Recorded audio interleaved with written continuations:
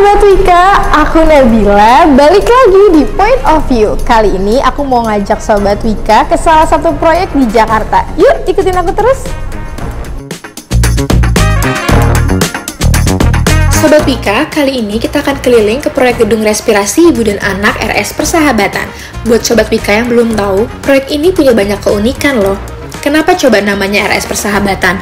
Menurut sejarah, RS Persahabatan yang telah dibangun sebelumnya merupakan salah satu bentuk kerjasama antara RI dengan Uni Soviet yang diresmikan pada tahun 1963. Karena bangunan ini merupakan bangunan lama, tentu saja ada berbagai tantangan yang dihadapi selama proses pembangunannya. Karena instalasi-instalasi bawah tanah seperti listrik, air bersih, firefighting, dan lainnya nggak terdetek loh posisinya. Seperti namanya, gedung respirasi, bangunan ini sendiri terdiri dari dua gedung yang terhubung oleh bangunan connecting dengan konsep open space. Untuk lebih lengkapnya, yuk kita ngobrol langsung aja bareng Deputi Project Manager Proyek Gedung Respirasi Ibu dan Anak RS Persahabatan, Pak Hanif. Pak, sambil jalan nggak apa-apa ya ngobrol-ngobrol. Pak, aku juga penasaran ya mau tahu kalau misalkan nih Pak, di RSUP Persahabatan ini sendiri itu gimana sih Pak? Mungkin skop pekerjaannya, pendanaannya juga, itu seperti apa sih Pak? Oke, jadi untuk proyek ini, kita ini ownernya adalah Kemenkes via Rumah Sakit Persahabatan.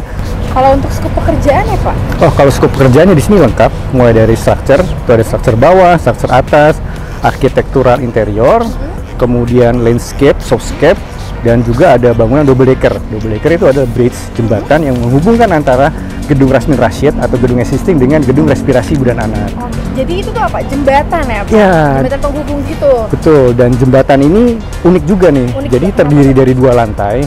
Untuk lantai pertamanya itu khusus untuk public area atau pengunjung, dan lantai duanya itu adalah untuk khusus untuk pasien, dokter, dan perawat. Gitu. Penasaran dong? Boleh dong kita main sekalian ke taman? Oke, boleh. Iya.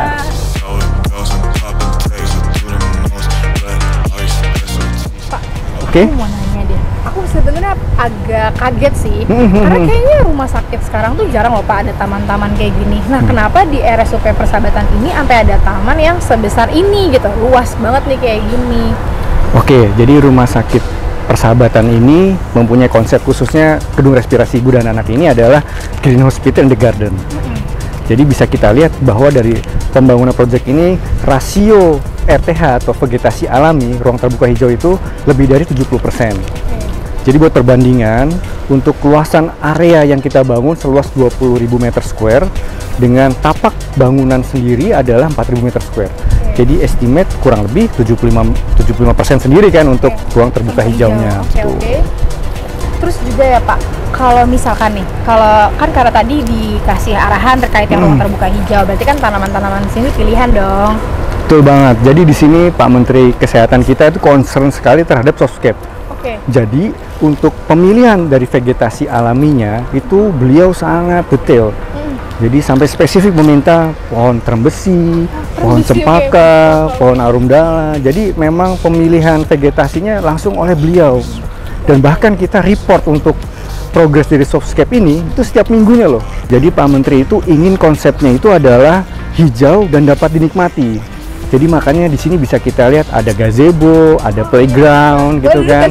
Boleh. Nah, saya mau cobain duduk ya Pak. Oke. Nah, juga di sini ada pedestrian ya kan. Pedestrian yang untuk jadi dari baik pengunjung maupun pasien itu bisa menikmati gardennya di RSUP Persahabatan ini gitu kan. Kak, aku tuh ngerasanya kayak kantor ya di sini Pak. Ada tempat healing-healingnya gitu. Emang konsepnya atau gimana sih Pak? Iya betul. Jadi dari Pak Menkes ini menekankan juga untuk di gedung respirasi ibu dan anak ini ada dua area. Jadi area tersebut adalah healing garden dan healing environment-nya. Jadi dari taman ini sendiri membuat para pengunjung maupun pasien itu bisa lebih nyaman, bisa lebih rileks gitu kan, dan juga environment-nya. Nah, tadi seperti ada gazebo, ada playground, ada kolam gitu kan. Nah, jadi bener-bener ya membuat nyaman dan betah lah. Gitu. Yeah. Maksudnya sakit itu kan harus sembuh ya Pak? Iya betul. Kalau misalkan dibuatnya serem orang juga takut nih. Nah, bener banget. Jadi makanya di sini RTH-nya luas banget ya. Tuh. Pak tadi Bapak nyebut-nyebut playground. Aku boleh lihat nggak sih Pak? Ayo. Boleh.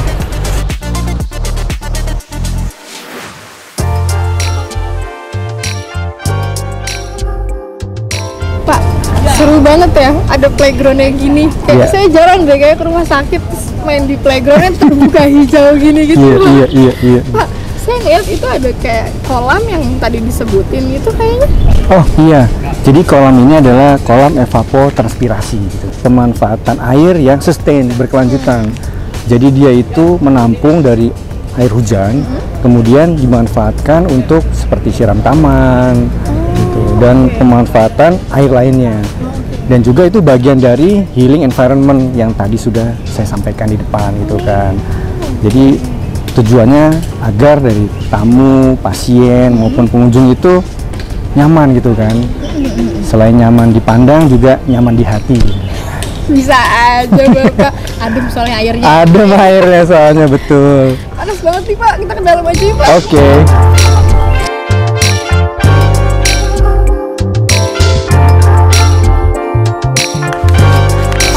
Kita sekarang berarti lagi ada di mana nih Pak? Oke, sekarang ini kita sedang berada di lobi dari gedung respirasi ibu dan anak. Ya. Berarti ini kita lagi ada di lobinya, megah dan mewah banget ya Pak. Iya. Nah, tapi aku penasaran, kan ini megah dan mewah banget. Ruang terbukanya udah hijau. Apakah ini dia juga ada konsep hijau dan green-green ya gedung ini? Jadi bisa kita ketahui dari proporsi yang besar dan tinggi ini, jadi memang memberikan impresi megah di lobi ini. Dan juga seperti kita ketahui bersama bahwa di lantai ground floor dan first floor ini, itu kita tanpa AC. Tanpa AC Pak? Jadi benar-benar mengandalkan ventilasi alami gitu kan. Oke. Jadi memang tentu saja sudah diperhitungkan secara perencanaan yang matang ya di awal, bahwa dengan memperhitungkan fluida dinamis dari terkait dengan kecepatan udara, jadi membuat temperatur di sini beradap dengan angin yang masuk melalui luar dari bangunan ini gitu kan. Jadi kalau misalkan rame pun udah diperhitungkan ya Pak? Betul. Okay. Jadi bisa kerasa kan ada adem-ademnya. Sebenarnya sih konsepnya AC juga, angin sepoi-sepoi gitu. Berasa sih Pak ini adem gitu kan. Sepoi-sepoinya gitu. Tuh. 2 lantai berarti Pak, ini sama yang di atas? Iya, betul. Oke.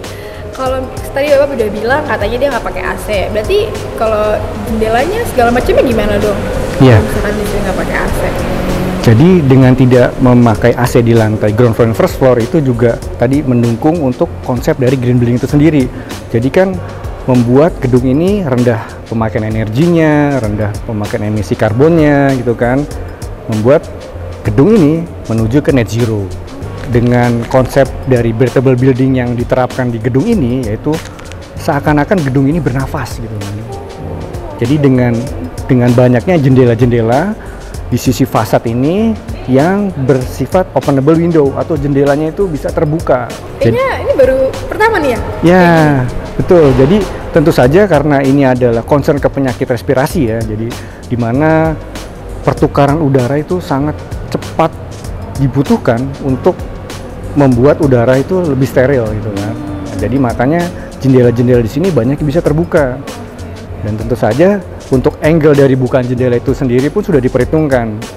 Jadi angle-nya itu tidak membuat manusia dapat keluar dari jendela-jendela yang ada di sekeliling bangunan ini gitu kan. Tetap menjaga safety-nya. Iya, betul. Tetap diperhitungkan dari keselamatannya atau safety factor-nya gitu kan. Kita pindah gimana? Boleh, ayo. Kita naik ke atas? Kita ke atas ya. Oke. Siap. Iya, Pak. Pak, sekarang kita berarti lagi ada di mana nih, Pak? Sekarang kita ada di first floor atau lantai 1, tempat area poli-poli ibu dan anak.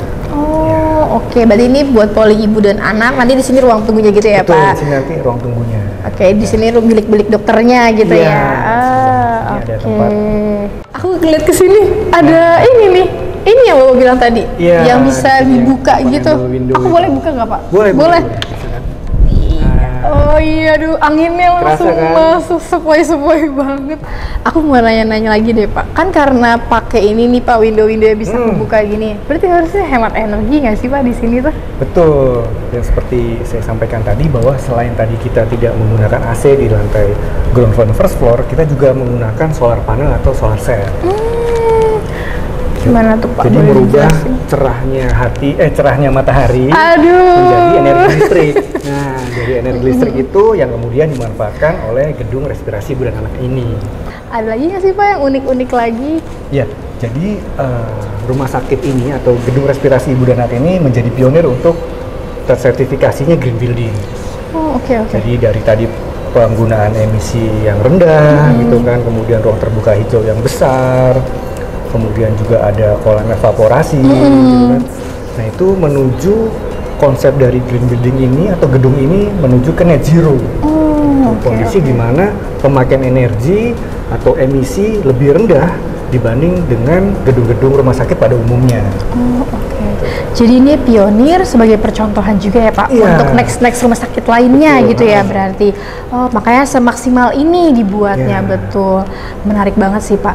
Berarti sekarang udah mengarah ke ESG. Bapak tahu ESG nggak sih Pak? ESG, kalau nggak salah monosodium glutamat ya? Itu kayaknya chiller deh Pak, micin deh Pak itu. Aduh, iya itu MSG ya? Iya, agak-agak error nih kalau udah siang gitu kan. Iya, ESG itu adalah Environment Social Governance ya kalau nggak salah ya? Betul Pak. Jadi sekarang udah mengedepankan ESG tersebut ya di RSUP Persahabatan ini.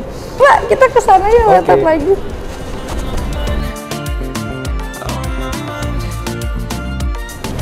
Pak, aku sih mau ngucapin makasih nih Pak, udah ditemenin dari tadi siang sampai sekarang nih keliling-keliling di sini, terus abis itu udah dikasih lihat ada apa aja dari keunikan RSUP Persahabatan juga.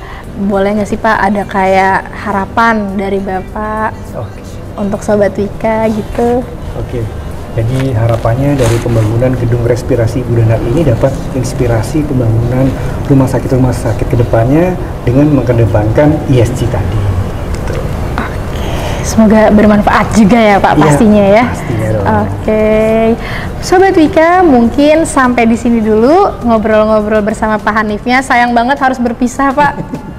Tapi tenang aja Pak, nanti siapa tahu kita bisa ketemu lagi di lain waktu ya Pak. Sobat Wika, terima kasih banyak udah ngikutin aku seharian ini di RSUP Persahabatan. Sampai ketemu lagi di visit proyek berikutnya. Dadah!